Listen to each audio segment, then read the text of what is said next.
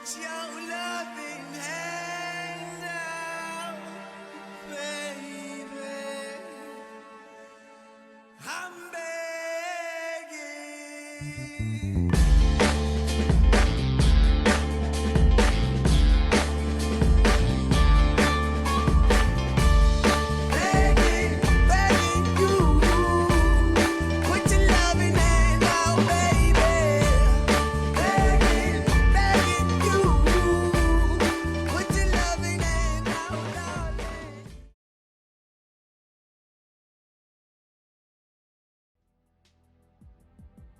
Within the time that humanity has existed on this planet, we have developed an endless list of ways to fight each other. Most of the time, we seek an advantage over our adversaries in warfare by developing better ways of killing the foe more quickly and efficiently. Although lethal combat was almost always an effective measure to win a battle, times would change. The weapons developed in more prominent countries would become so powerful that many fear that they could end humanity if utilized against each other. The fear of nuclear annihilation defines how larger-scale warfare would play out from 1945 to the foreseeable future. The moment in which we could most easily see these effects would be in the battle of two of the world's biggest superpowers, the USA and the USSR. Shortly following the end of World War II, another war would begin between the aforementioned countries, a war based on containment, ideology, and restrained aggression, the Cold War. During the Cold War, direct battles were never fought between the two superpowers, and they would instead resort to proxy battles and other discrete actions. With such a change in warfare, intelligence gathering and espionage became largely prominent. These two giants made sure to keep tabs on each other to predict each other's movements to try and always be a step ahead of the other. So from that comes the question, which of these countries and their tactics proved most effective in gathering intelligence, and what were their most significant differences? To answer this question, we will go over each country individually and look at some of their achievements, traits, and background information, and make our best conclusions.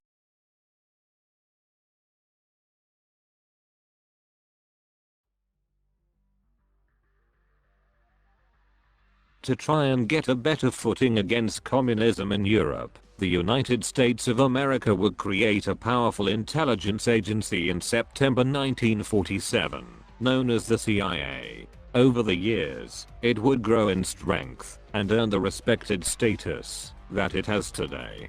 From 1949 to 1952, the CIA workforce would increase tenfold, not to mention that their overseas bases went from 7 to 47 and budget from $4.7 million to a staggering $82 million.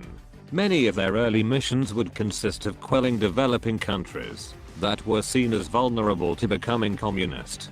In 1953 and 4 alone, they would succeed in taking down the leaders of Iran and Guatemala, and installed new dictators in their place, giving the CIA its more sinister aspect. In its infancy, United States intelligence would have its agents train and gain knowledge from the intelligence chiefs of Britain, and this would birth the Office of Strategic Services. The most remarkable feat that the CIA would have over the Soviet Union would be when the Soviet Union would attempt to invade Pakistan in 1979. Before the Soviets could even have one shot off in Pakistan, the Americans had intel of the invasion, and, with this knowledge, brought the necessary armaments, training, medicines, and supplies needed in Pakistan for 6 months. Upon entering Pakistan, the Soviets would have no clue of these defenses, and lose many expensive vehicles. This preparation proved so effective that Pakistan would hold against the Russian forces for a whole decade. The way the United States made Pakistan a black hole of money for the Soviet Union would seriously damage the integrity of the entire nation, being a key factor for bankruptcy.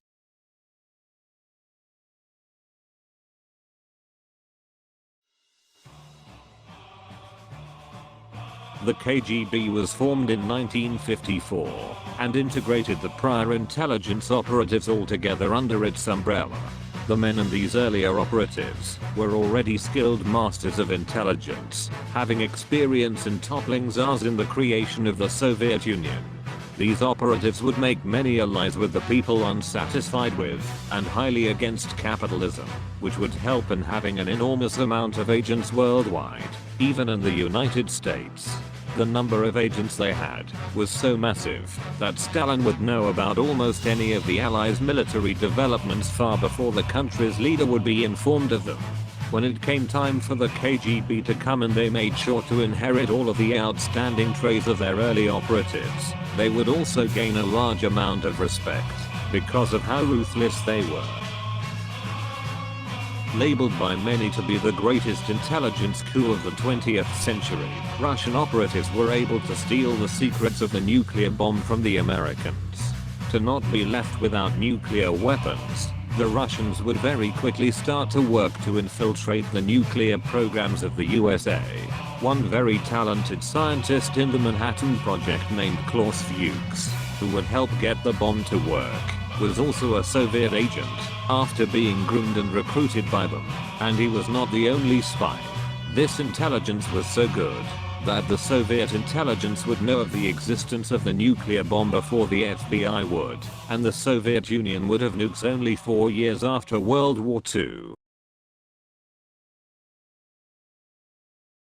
Although both of these countries pulled incredible feats against each other in the battle for intelligence, and even though the CIA would end up lasting far longer than the KGB had the best tactics and effectiveness when compared to the CIA. The KGB was not only a lot more ruthless in their tactics, but they also would take a more significant focus on having agents worldwide, a lot of them being very highly skilled. The KGB also had the advantage of being around a lot longer, and we all know experience outranks almost anything.